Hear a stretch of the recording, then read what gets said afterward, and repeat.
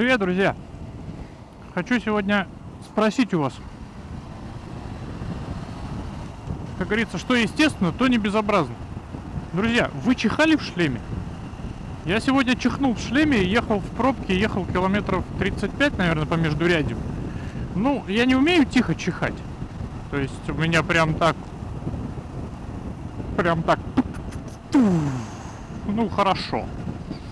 И вот, значит, я так чихнул, и прям понимаю, что я аж потерялся там на долю секунды. Блин, опасно. Вот реально опасно. Опасно так чихать, конечно.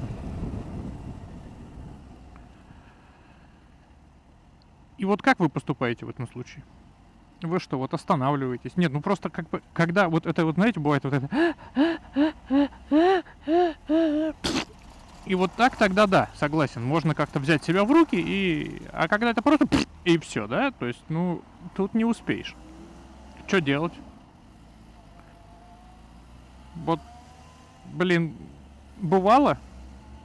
Да, ну у всех же, наверное, бывало. Расскажите, как вы чихаете в шлеме, мне же реально интересно.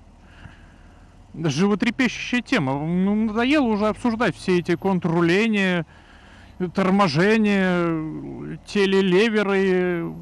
Ну зачем все это? Давайте ближе. Ближе давайте.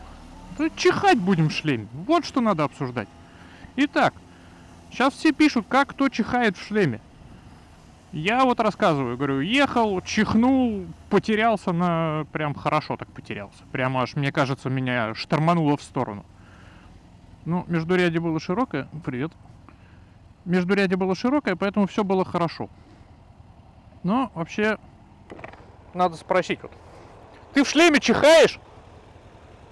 И что делаешь? Открываешь? А если не успеваешь? Понятно. Вот, видите, вот он так бывает.